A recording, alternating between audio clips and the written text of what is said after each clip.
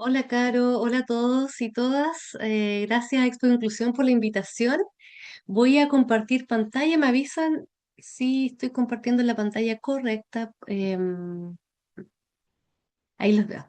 Bueno, hoy día cuando conversamos con Carolina respecto a este espacio, una de las cosas que pensamos fue cómo poder también ir o proponer un tema que nos entregue como datos de qué se ha venido haciendo, porque sabemos que cumplir la cuota es parte de la normativa, ¿no es cierto? Pero ocurren otras cosas que no necesariamente quienes no trabajan directamente en inclusión, ¿no es cierto?, con las organizaciones, las podemos visualizar. Y es importante poder, desde mi punto de vista, comentar algunos datos, incluso algunos datos un poquito incómodos respecto a cómo hoy día se ha ido presentando las iniciativas de inclusión, sobre todo si han pasado cerca de 7 años, ¿no es cierto?, desde la implementación de la ley.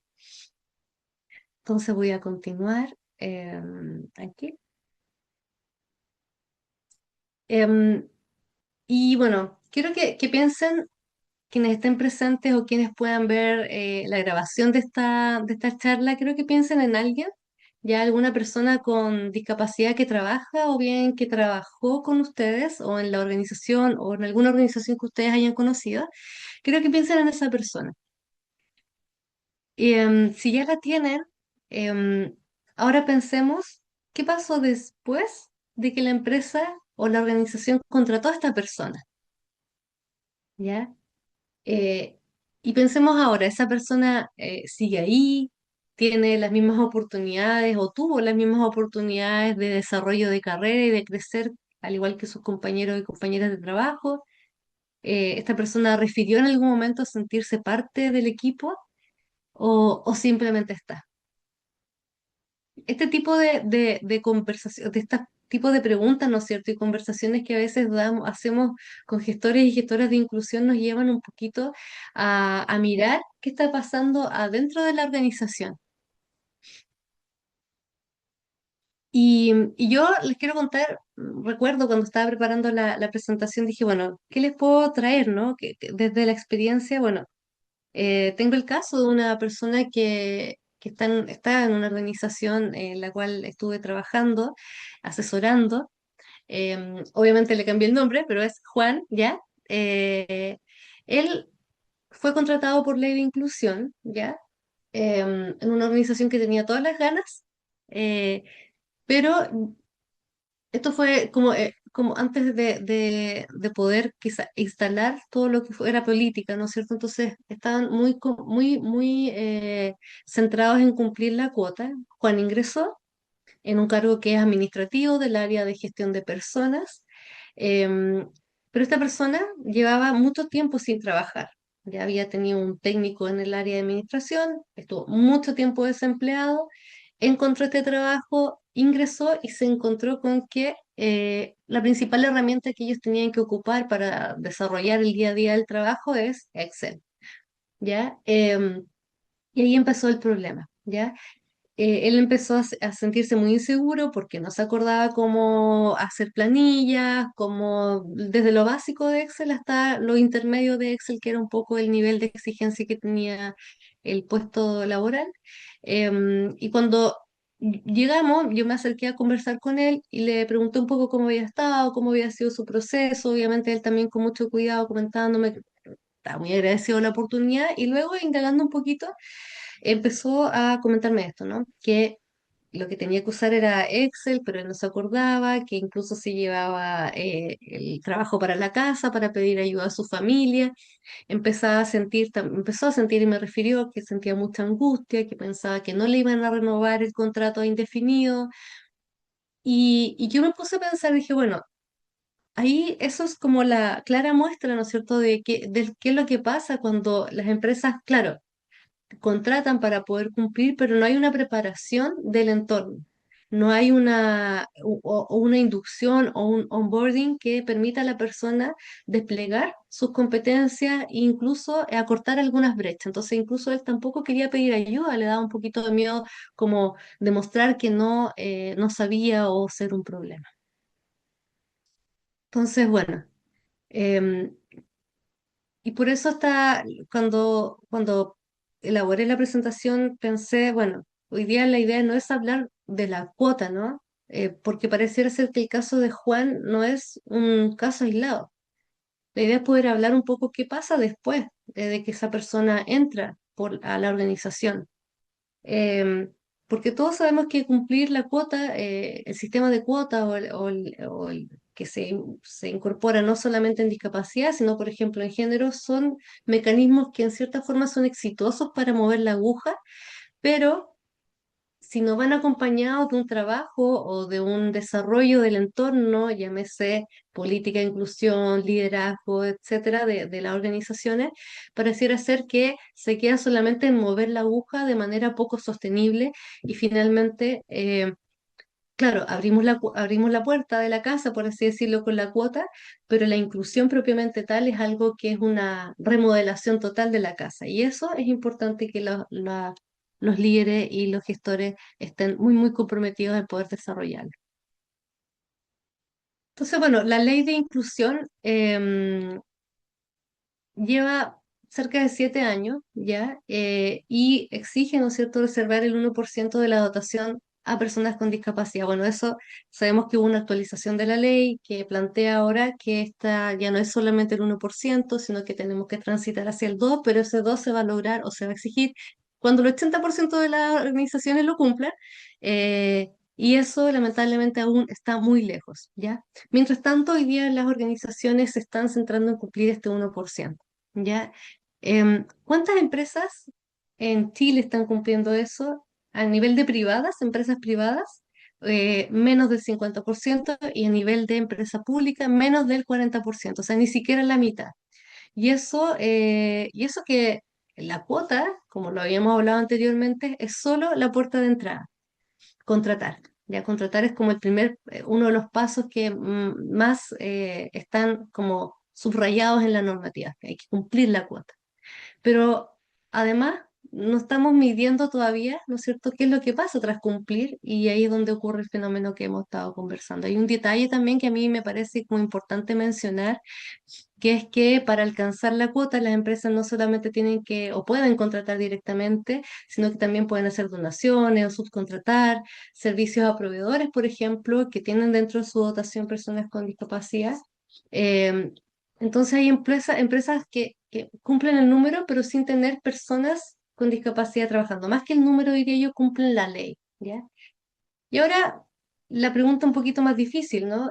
¿Cuántas de las organizaciones que sí están contratando formaron a sus jefaturas o intervinieron el clima organizacional o la cultura organizacional antes de contratar? ¿Revisaron los perfiles de cargo o tienen protocolos de emergencia accesibles, miden permanencia y no solo contratación?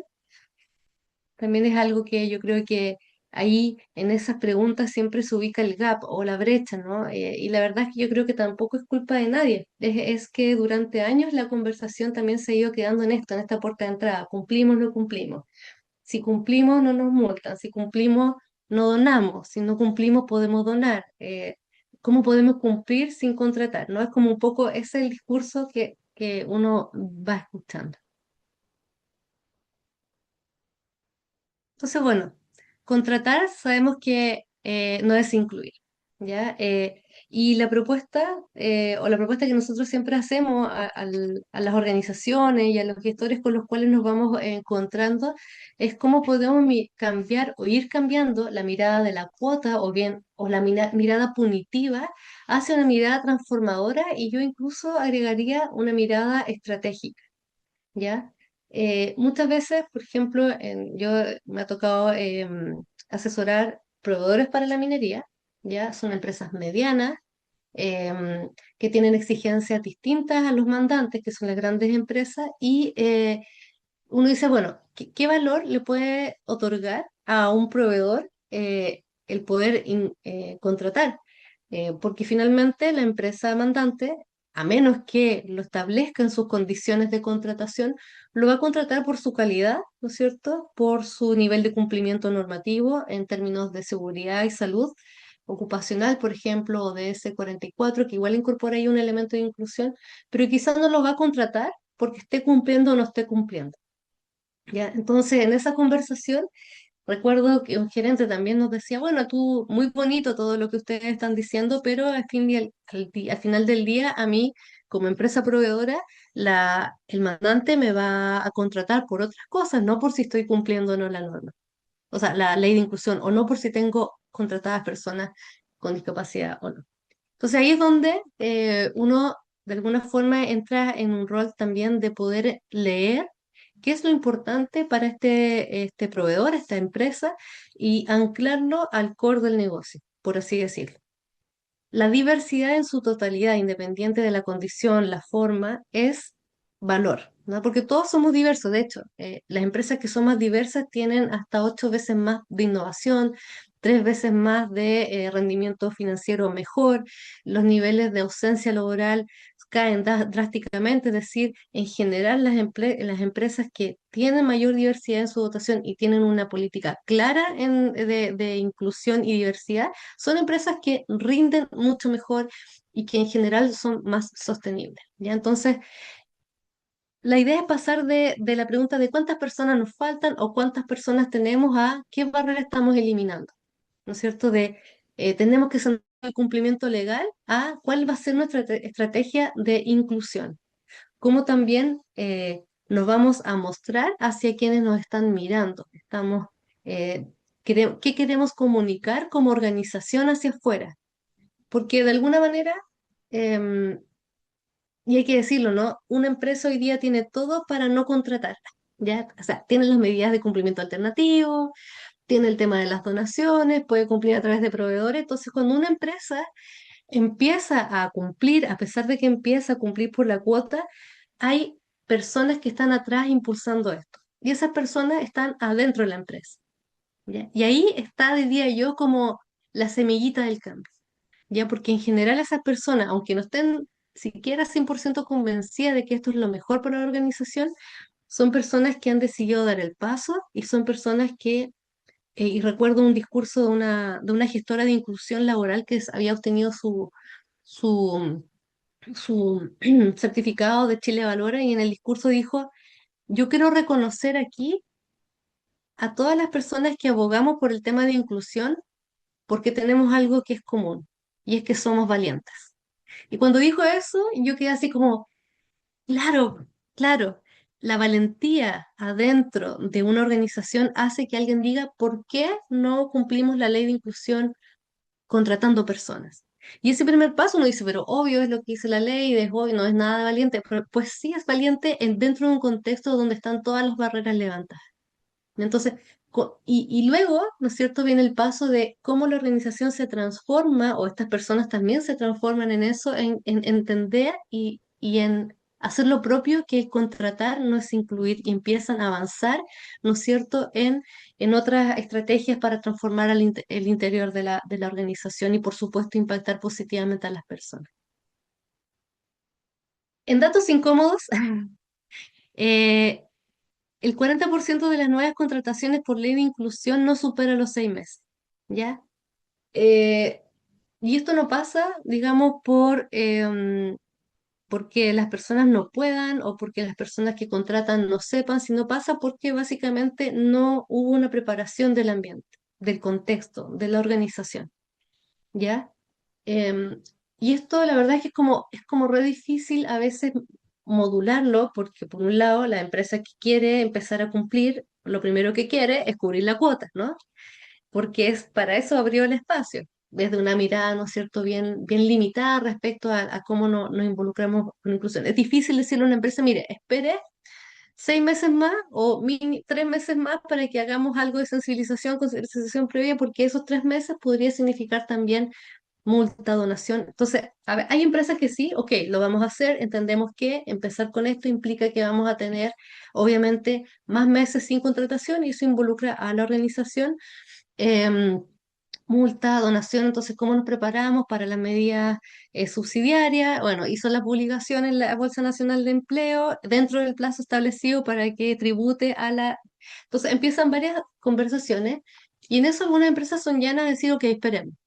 Esperemos, no estamos preocupados y ahí es donde también los gestores y gestoras de inclusión tienen que manejar la normativa vigente respecto a sanciones por leyes que en el fondo también abogan por los derechos de las personas, por la no discriminación, cómo vamos avanzando también conforme, no solamente al contratar o no contratar, sino cómo resguardamos los espacios conforme a la normativa que también acompaña a los grupos, como dice Leisa Muyo, de especial protección, ¿no? Cómo hacemos un cambio responsable, también ayuda un poquito como a regular la premura de llegar y contratar. No obstante, igual la tónica o lo que se ha venido dando es esta realidad, ¿ya? Entonces, bueno, el llegar y contratar, y no me voy a cansar de decirlo, no es inclusión, ¿no? Es solo administración de indicadores. Y la diferencia entre las dos cosas es exactamente de lo que queremos hablar hoy día, ¿no? Que contratar no es incluir, incluir es rediseñar condiciones para que el talento y las personas, yo diría más que el talento y las personas, puedan desarrollarse y desplegarse en su máximo potencial. Hay gente que nos dice, y yo les comentaba, ¿no? Este gerente me quedó muy marcado porque yo venía después, no sé si les ha pasado a veces cuando uno está hablando de lo que uno realmente cree y le apasiona y uno baja de nuevo al lugar de de la reunión, viene como esta especie de Grinch de Navidad y te dice, perfecto, bonito, pero a mí me piden resultados. Y es como que si uno bajara de una especie de nube, ¿no? Sobre todo cuando uno cree en esto y realmente quiere transmitirlo. Pero ese momento en donde uno cae de la nube o revienta en el globito o te muestran la realidad en la cara, es una tremenda oportunidad, ¿ya? Para poder ir generando el cambio y poder ir escuchando lo que a esta persona necesita y quiere para poder generar el cambio dentro de su organización. Entonces, bueno, ya vimos los números, que es menos de la mitad, ¿no es cierto?, del sector privado y menos del 40% del sector público cumple con la cuota mínima. Pero hay otro dato que también es revelador. Acá hay un estudio, ¿no es cierto?, de la OIT, ¿no es cierto?, que estudió a 75 países y muestra que las empresas en Chile miden sus avances en inclusión para tomar decisiones. Em, Solo una de tres empresas miden estos avances en inclusión y las otras dos actúan sin datos. Dicho de otra forma, las empresas que no cumplen la cuota muchas veces no saben exactamente por qué no la cumplen. Y las que la cumplen muchas veces no saben si esa persona sigue en la empresa, cómo le está yendo o si puede crecer, porque tampoco están midiendo eso. Entonces, ¿qué pasa con las empresas que sí miden y sí incluyen y sí transforman? Hay algunos datos interesantes. Por ejemplo, McKinsey hizo un estudio en el 2020 de cerca de 1.200 empresas en 23 países y arrojó que hay un 39% más de probabilidades de superarse financieramente frente a otras empresas en la medida que cumplo con diversidad de género, por ejemplo, en los equipos ejecutivos. Esto es tema de género, ¿ya? Lo mismo para el porcentaje de diversidad étnica. Entonces, no estamos hablando de 10 o 20 empresas, sino de más de 1.000 empresas en 23 países distintos y la brecha lleva más bien una década creciendo. En el 2015 era de un 15%, hoy día es casi el doble, ¿ya?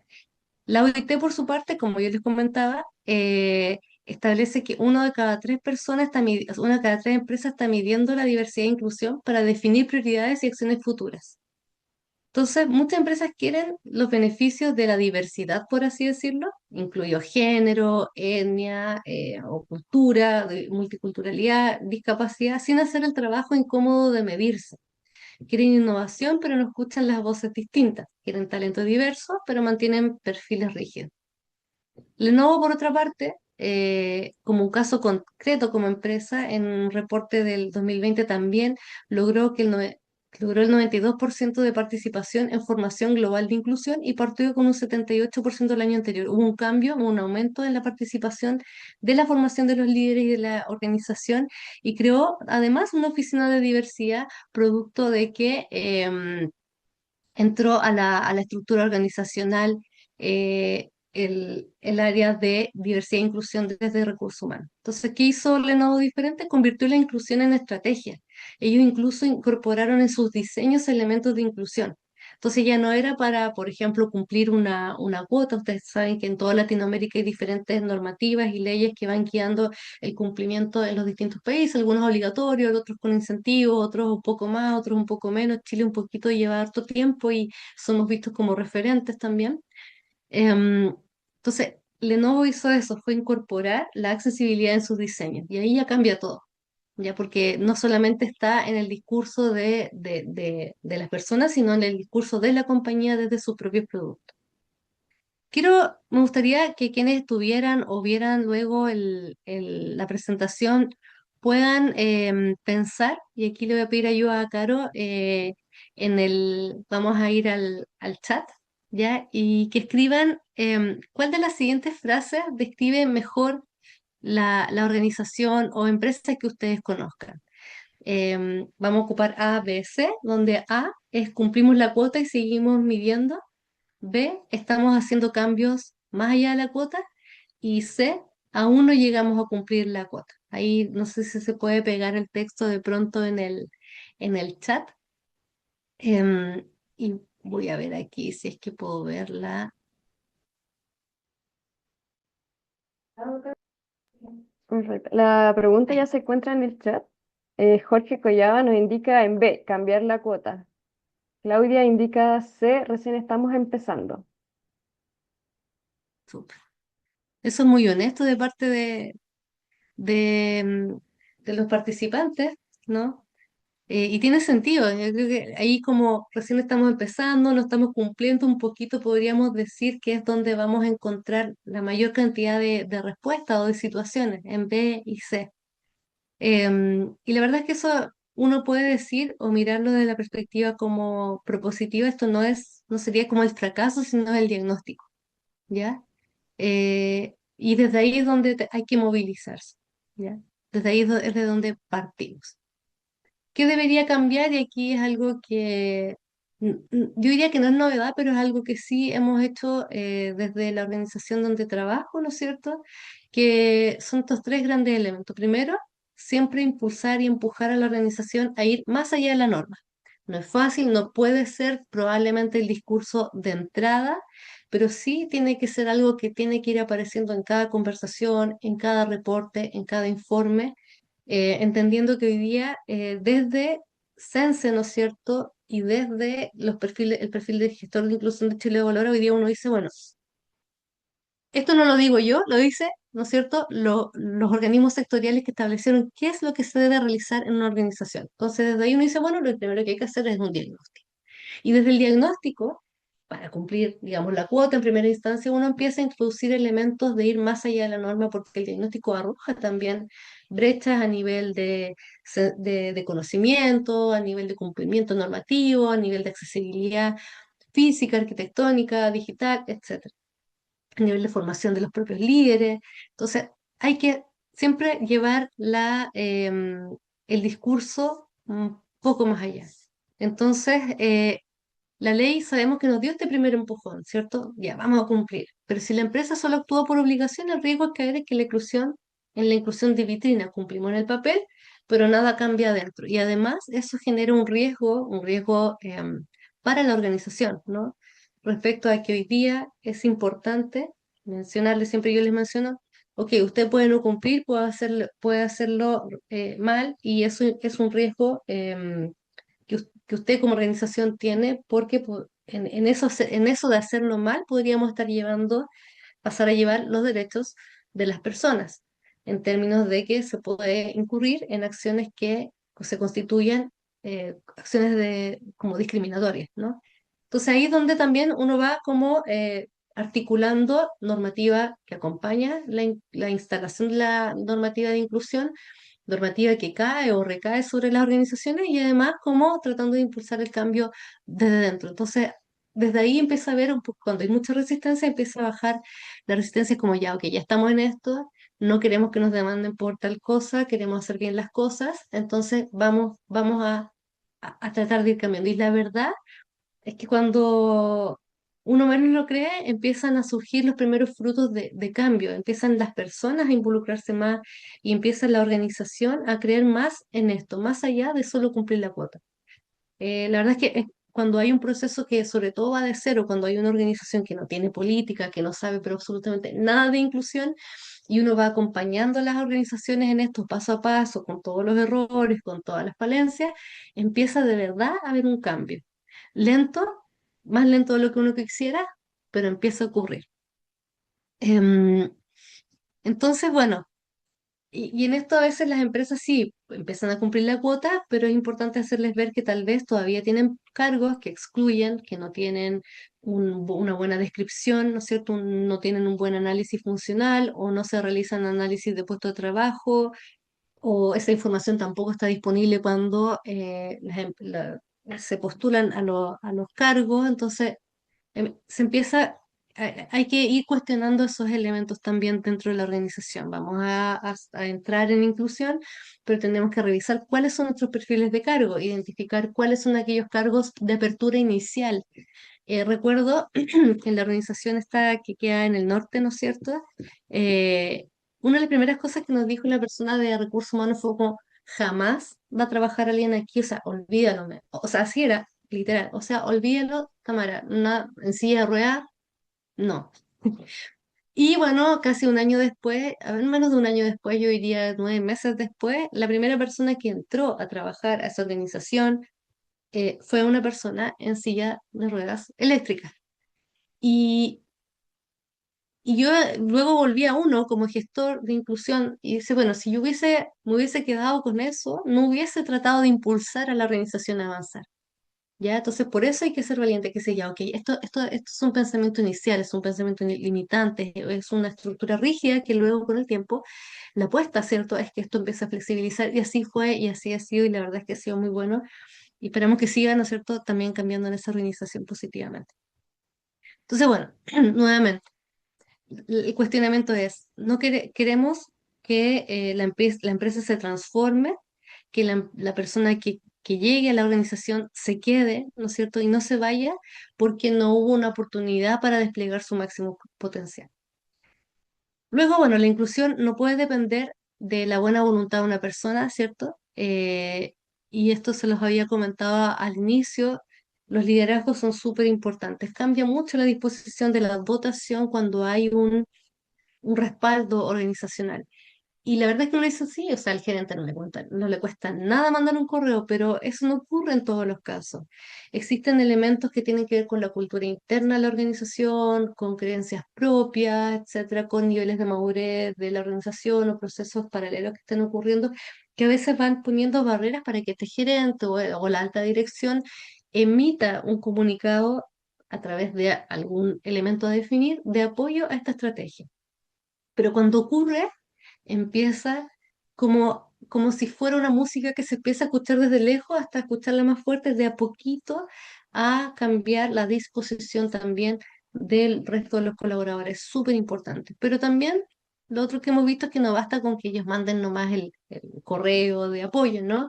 Si un líder no va a los talleres de sensibilización, no realiza las rutas de inclusión en términos de formación, la verdad es que también va a haber como un choque entre, oye, pero sí, estoy apoyando por correo, pero en mis acciones o lo que estoy haciendo no estoy participando de este cambio interno en la organización. Entonces, la inclusión desde el punto de vista estratégico es decisión directiva, los procesos revisados a nivel macro, todos los procesos comunicacionales, de accesibilidad, de emergencia, no sé, de seguridad y salud ocupacional, formativo, todos los procesos, más los liderazgos formados, más la medición de impacto. Si falta uno de esos cuatro, la verdad es que la inclusión sigue siendo decorativa. ¿Dónde está la barrera invisible? Si uno empieza a mirar. Ya cuando ya hacemos el proceso, y la persona, desde antes que entra, podríamos encontrar, no sé, que el aviso de trabajo, la oferta laboral, no describe o no describe las competencias reales o solamente lista los requisitos que excluyen. Me pasó algo y recuerdo en la Bolsa Nacional de Empleo. La Bolsa Nacional de Empleo, cuando uno tiene que subir una oferta laboral, es súper limitada la cantidad de caracteres que uno puede subir. Entonces, ahí también hay que ver la forma de cómo generar, ¿no es cierto?, un protocolo, un proceso que permita a la persona que visita desde la Bolsa Nacional de Empleo la oferta a poder conocer más detalle del cargo. ¿Ya? Y ahí ojalá algún día se modifique eso, pero al menos la última vez que acompañamos a una empresa a hacer ese como levantar, subir cargos, ofertar cargos a través de Bolsa Nacional de Empleo, me llamó mucho la atención que no se puede explicar cómo se debe, cuáles son las exigencias del cargo, los requisitos, etcétera. Entonces ahí lo que resolvimos fue como poner que, por un lado, se contactaran con la persona que estaba subiendo el aviso y por otro lado, la persona pueda generar un link o algo donde como se pueda visualizar de manera más explayada los requisitos del cargo.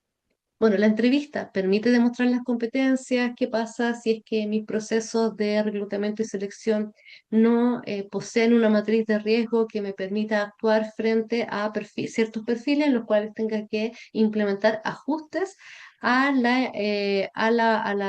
proceso de reclutamiento, por ejemplo.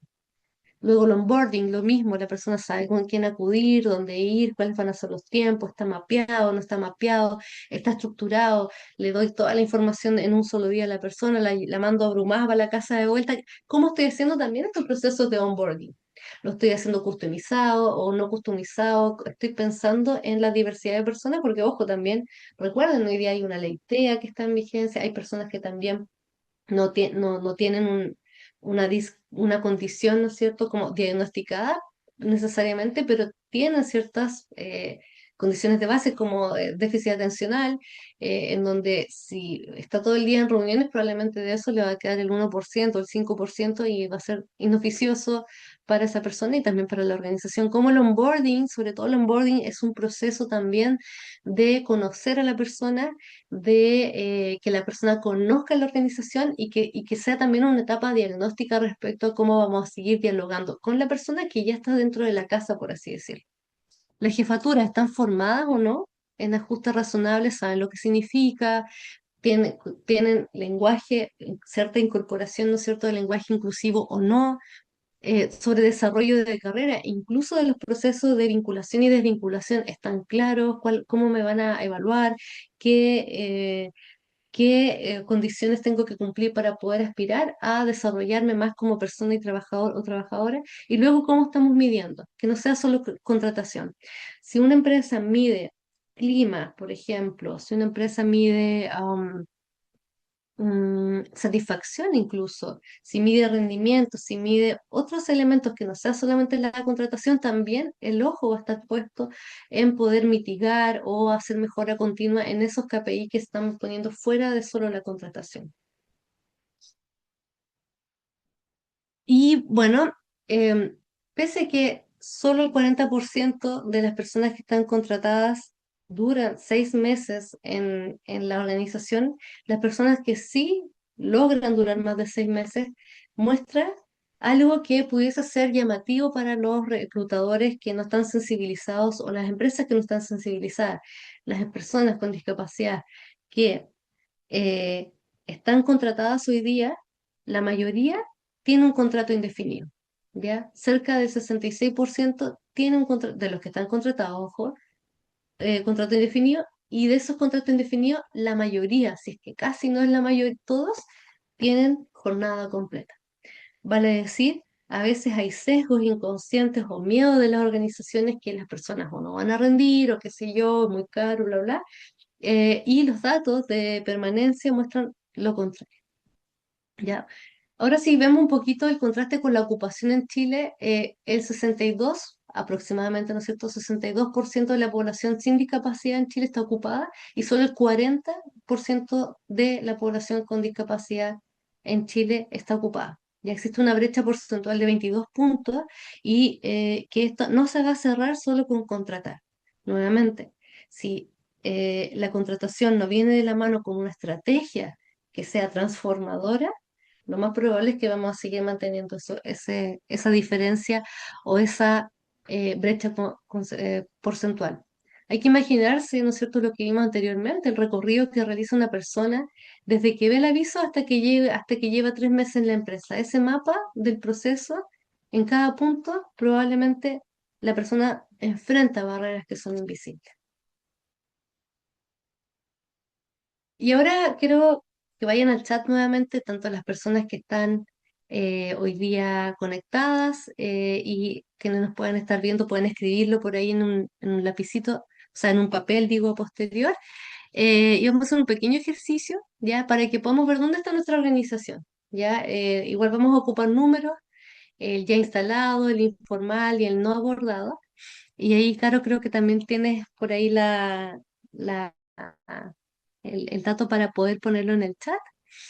Em, entonces, vamos a ir respondiendo a las siguientes preguntas, de lo que sepan o de lo que han enfrentado. Si algunos de ustedes son personas que buscan activamente trabajo o han pasado también procesos de reclutamiento y selección, pueden responder esto también.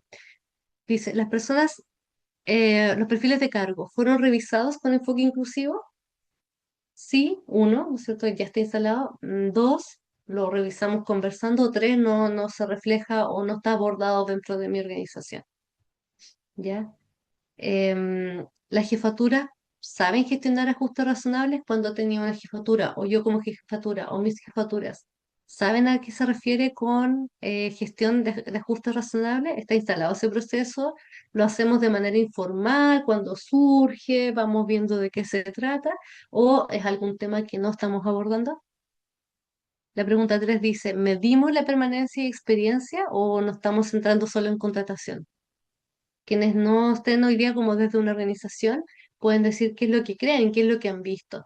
¿Ya? Uno, sí, estamos midiendo, medimos permanencia, experiencia, desempeño, todo eso, o lo hacemos así como al ojímetro informal, o es algo que la verdad no nos hemos cuestionado y no lo hemos abordado. Em, Otro punto también respecto a los planes de emergencia, protocolos de evacuación. ¿Eso en mi organización ya está adecuado, está adaptado? El DS-44 también ya lo tenemos más incorporado. Tenemos instalado un proceso de evacuación o de emergencia accesible, o lo hacemos de manera informal, lo tengo encargado a un monitor en la operación Daisy ya, o es algo que la verdad no lo estamos abordando. Y finalmente, ¿la inclusión está en la estrategia o solamente son acciones aisladas? Aisladas, digo. Eh, Uno, está en la estrategia, no son acciones aisladas. Dos, es informal, ¿cómo lo puedo visualizar? O tres, no está abordado. No sé, Caro, si me puedes comentar qué numeritos están puestos, creo que puedo ver aquí. Aquí Jorge indicó la jefatura, pero no indicó la respuesta. Dos.